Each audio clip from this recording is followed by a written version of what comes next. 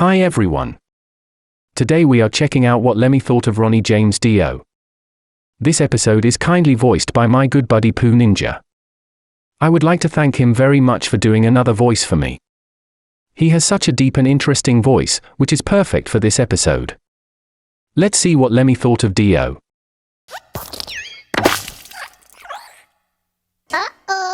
When Lemmy Kilmister proclaimed Rene James Dio to be one of the great vocalists. There are many things that Lemmy Kilmister was.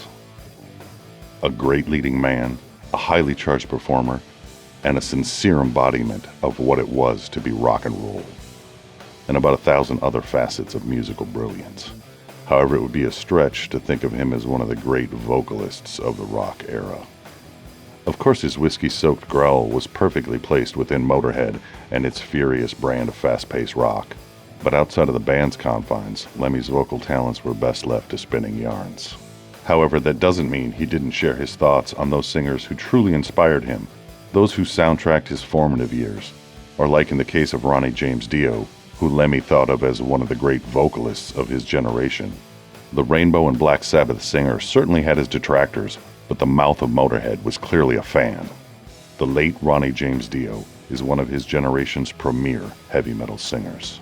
He was a pivotal part of Ritchie Blackmore's Rainbow after being picked up following a performance as an opener for Blackmore's Deep Purple. He then went on to have star turns in Black Sabbath, replacing Ozzy Osbourne, and form his own group Dio.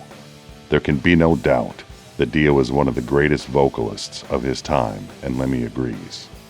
Speaking a few years after Dio's death, and ahead of Motorhead's contribution to the 2013 compilation album, Rene James Dio, This Is Your Life, Lemmy opened up to Artisan News. Well, Rene was a great friend of ours. We all loved Rene. Rene was funny, he had a great sense of humor, an English sense of humor, very black, very dark. I liked Rene a lot. It's a shame he's gone. We did a couple of tours with them. Dio didn't have a chance to play on the same stage at the same time. Motorhead and Dio toured together during the 2000s. Lemmy and Rene James were best of friends, sharing both tours, the odd and hilarious TV interview too. However, it wasn't the drinking power or the humor that Lemmy appreciated most about Dio. It was the tunes.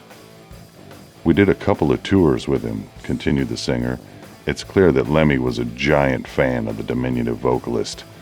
Dio possessed a power that a man twice his size couldn't, Lemmy continued. Especially when you see the geezer. I mean, he was only a tiny little guy, but his voice was 7 feet tall. He's brilliant. One of the great vocalists. Their love was clear, as this Dio quote would attest to.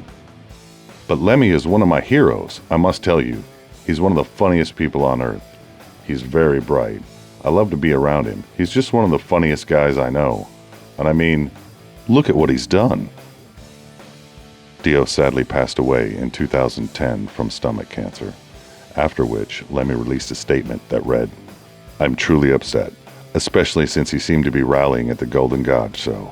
Bon voyage, Rene. Rest in peace. I'm devastated."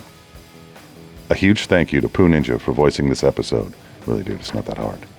I will be back with the best content I can, just as soon as I can. In the meantime, you take good care.